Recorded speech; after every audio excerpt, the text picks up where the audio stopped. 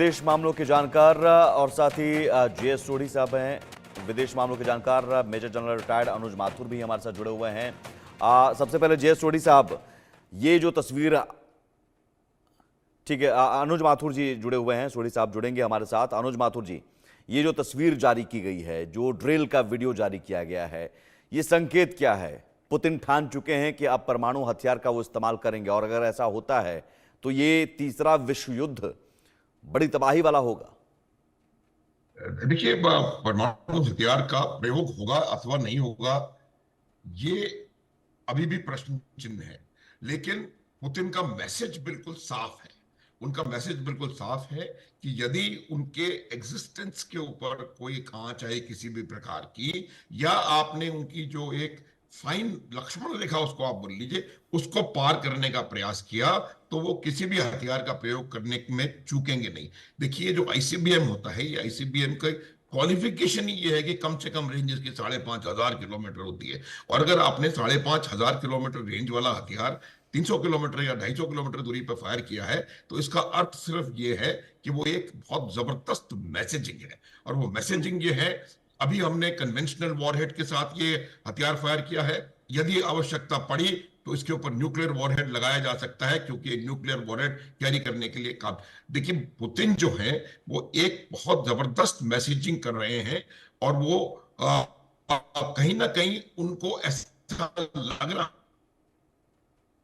है कि जी, आने वाले कुछ समझ रहा है कि आने वाले कुछ समय में शायद ऐसी परिस्थिति बने कि कहीं नेगोशिएटिंग टेबल के ऊपर उन्हें जाना पड़े। तो इसीलिए दोनों साइड्स, इसीलिए मैंने अपनी फोटो के पीछे नक्शे लगाए दोनों देशों के।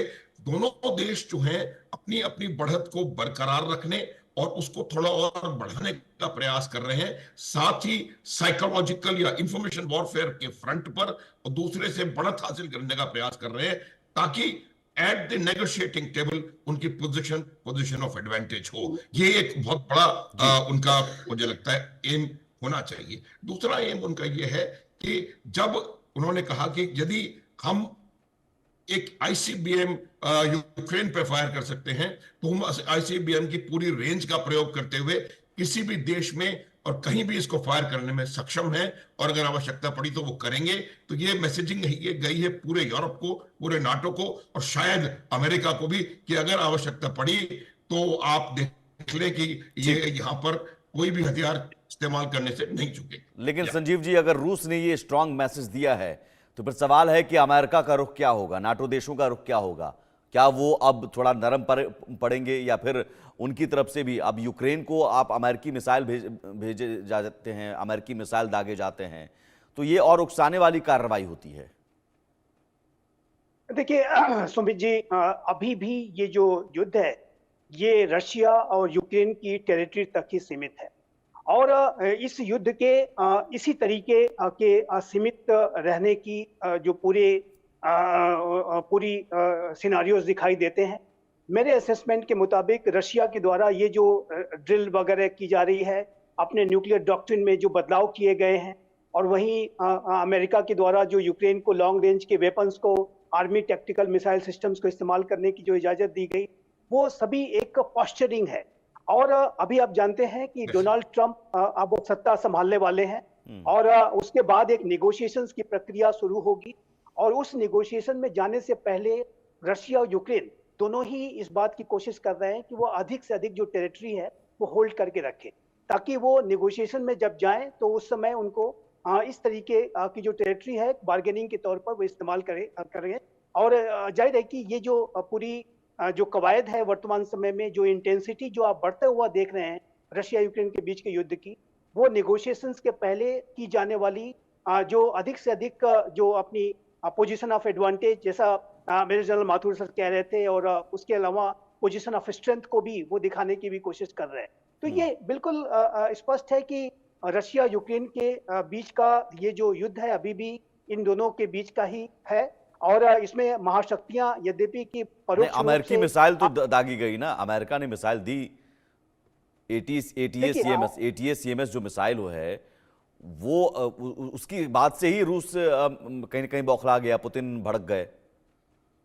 देखिए सुमित जी, एक बात मैं स्पष्ट रूप से कहना चाहता हूं कि जिस दिन यूनाइटेड स्टेट्स ऑफ अमेरिका और रशिया के जो सोल्जर्स हैं वो एक दूसरे को शूट करना शुरू कर दें, उस दिन आप समझ लीजिए कि तीसरा विश्व युद्ध शुरू हो गया। इस बात को जो बाइडेन ने बहुत पहले कहा था। और कोई भी महाशक्ति महायुद्ध विश्व युद्ध में नहीं जाना चाहेगी, क्योंकि आज का जो विश्व है सभी के पास नाभिकीय हथियार हैं और सभी के पास उन नाभिकीय हथियारों को डिलीवर करने के जो सिस्टम्स मौजूद है। ट्राइड का सिस्टम सभी के पास है जी। और second strike, multiple strike capability सभी के पास है। तो ऐसे में कोई भी न्यूक्लियर हथियार का इस्तेमाल करना या तो आप कह रहे हैं कि ये सिर्फ पॉस्चरिंग है, एक मनोवैज्ञानिक बढ़त लेने की कोशिश है कि जब नेगोशिएशन की टेबल पर हम बैठें तो हमारी वो पोजीशन रहे कि साहब अगर सीज फायर करना है तो जो जहां पर है, जितना इलाका हमने हासिल कर लिया है, हम पीछे नहीं हटेंगे। ठीक है, लेकिन देश इस विश्व में रूस यूक्रेन को लेकर तो है ही चर्चा, इजराइल को लेकर भी चर्चा है और इजराइल लगातार जो हमला कर रहा है वो उसका हमला जारी है। तो एक बड़ी खबर इस बीच आ रही है, मध्य बेरूत में इजराइल ने बड़ा हमला किया है। बेरूत के कई इलाकों में हमला जारी है। आईडीएफ ने रात भर लगातार हमले किए, दूर दूर तक धूल और धुएं का गुबार देखा गया है। आईडीएफ के हमले के बाद भीषण आग लगी है। तो जो हालात गाजा में थे और गाजा में जिस तरह से ताबड़तोड़ हमले किए गए, अब हिजबुल्लाह के ठिकानों पर लेबनान में, खासतौर पर बेरूत में और दक्षिणी बेरूत में एक के बाद एक हमले किए जा रहे हैं। हर रोज इस तरह के हमले की तस्वीरें सामने आ रही हैं और रात भर लगातार हमले किए जा रहे हैं और दूर दूर तक धूल और धुएं का गुबार है। ये तब है जब इंटरनेशनल क्रिमिनल कोर्ट ने इजराइल के पीएम बेंजामिन नेतन्याहू के खिलाफ वारंट जारी किया है। उन पर नरसंहार के आरोप तय किए हैं, लेकिन इजराइल के पीएम बेंजामिन नेतन्याहू रुकने वाले नहीं हैं। लेबनान में वो लगातार हमला कर रहे हैं। जबरदस्त अटैक, हमले में बहुमंजिला इमारत भी तबाह हुई है। बड़ी खबर, बेरूत के दक्षिणी इलाके में हमला किया गया और काफी नुकसान हमले में हुआ है।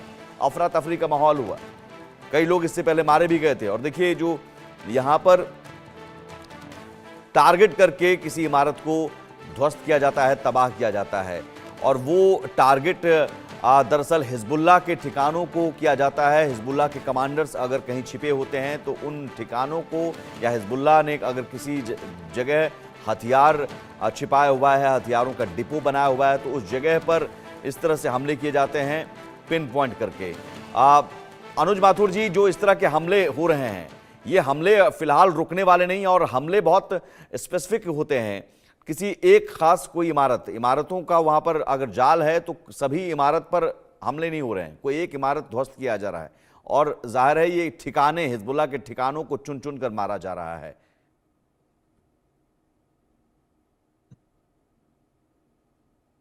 अनुज माथुर जी।